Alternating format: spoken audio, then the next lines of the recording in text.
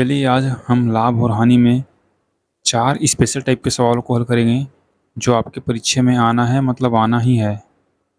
जैसे आपको बोलेगा 52 वस्तुओं को बेचने पर 13 वस्तुओं के विक्रय मूल्य के बराबर लाभ होता है, तो लाभ प्रतिशत बताइए। देखिए, आप इस सवाल को कॉमन सेंस से भी कर सकते हैं। चलिए मैं ट्रिक भी बताऊंगा और वो भी तरीके भी बताता हूँ। देखिए, 52 वस्तुओं को बेचने पर 13 वस्तुओं के विक्रय मूल्य के बराबर लाभ हुआ। देखिए, लाभ आपको कब होता है? जब एसपी बड़ा हो सीपी से, तभी तो आपको प्रॉफिट होगा।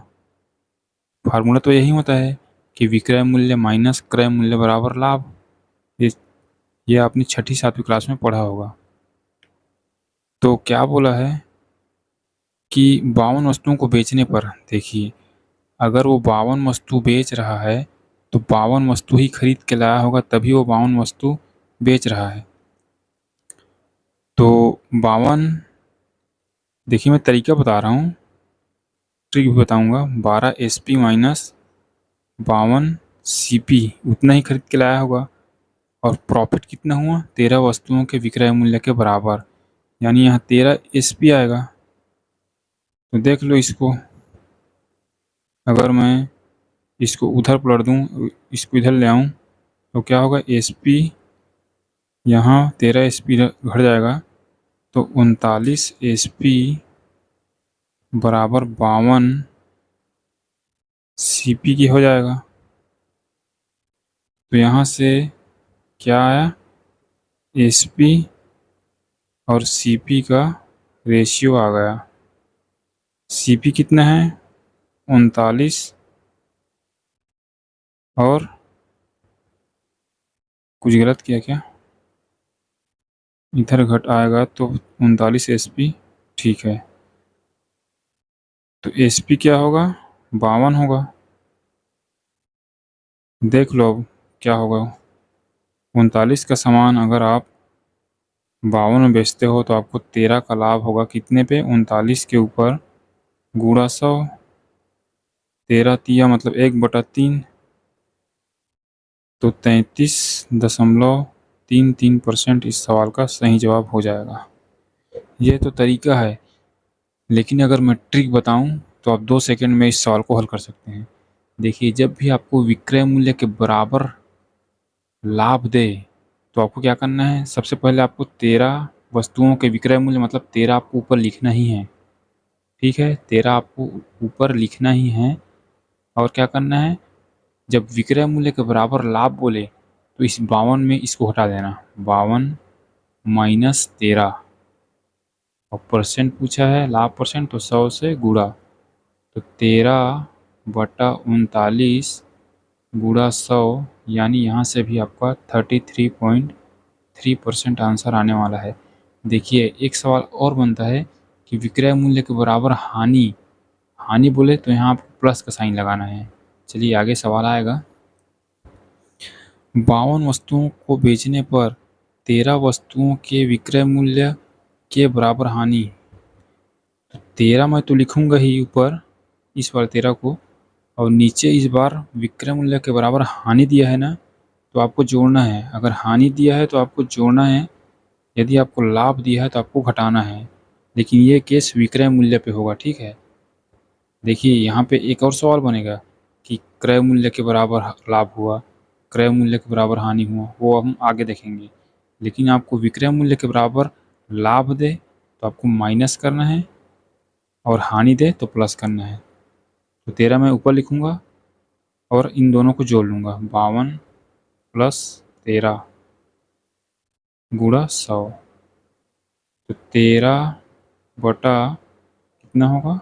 65 गुणा 100, तो 5 बार में जाएगा, यानी 20% इस सवाल का सही जवाब हो जाएगा। यहाँ 20% आपको हानि होगी। आप तरीका से भी इसको कर सकते हो, जो मैंने तरीका बताया था।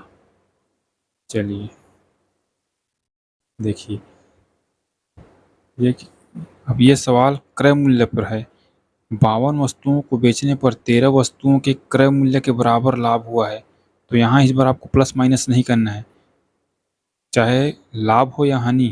देखिए यहाँ आपको बोलेगा क्रय मूल्य के बराबर लाभ होता है और दूसरे केस में क्या बोलेगा आपको, क्रय मूल्य के बराबर हानि होता है। तो दोनों केस में आपका सेम आंसर आएगा। यहाँ आप 13 लिखना है, 13, और इस 52 को आपको नीचे रखना है। बस आपके सवाल का आंसर यही है। तो 13 चौक यानी 4 से 25 बार में यानी 25% आपको लॉस होगा, सॉरी प्रॉफिट होगा।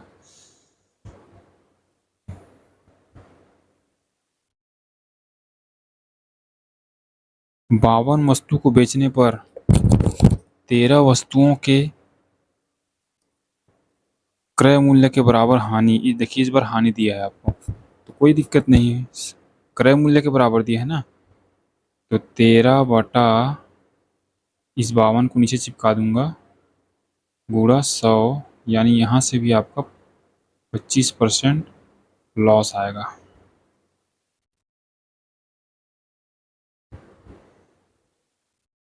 एक दुकानदार 100 पेन बेचता है और 20 पेन के विक्रय मूल्य के बराबर लाभ हो। देखिए इस बार विक्रय मूल्य के बराबर लाभ है ना, तो मैंने क्या बताया था, लाभ होगा तो आपको घटाना है।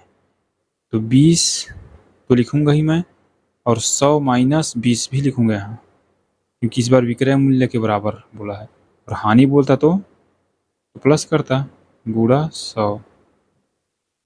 तो यहाँ से देख लेना कितना आएगा, 20/80 गुणा 100, 1/4 यानी 25% इस सवाल का सही जवाब है। चलिए अगला सवाल देखते हैं।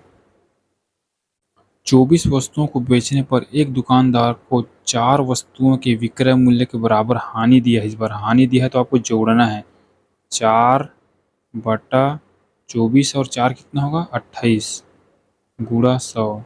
यही आपके सवाल का आंसर है, 1/7 कितना होगा, 100/7% क्या होगा, आपको हानि होगा। उम्मीद करता हूँ ये वाला टाइप आपको अच्छा लगा होगा। देखिए क्रय मूल्य के बराबर हानि या लाभ दिया हो तो आपको एज इट इज उसको उतार देना है, ठीक है। जैसे मैंने यहाँ बताया था आपको, यहाँ 13 वस्तुओं क्रय मूल्य के बराबर हानि, तो 13 और नीचे में 52 और गुणा परसेंट निकालने के लिए 100 से गुणा। उम्मीद करता हूँ क्लास आपको अच्छा लगा होगा। देखते ही आप इस सवाल को हल कर सकते हैं अगर ये ट्रिक आपको पता है तो। चलिए मिलते हैं अगली क्लास में, तब तक के लिए धन्यवाद।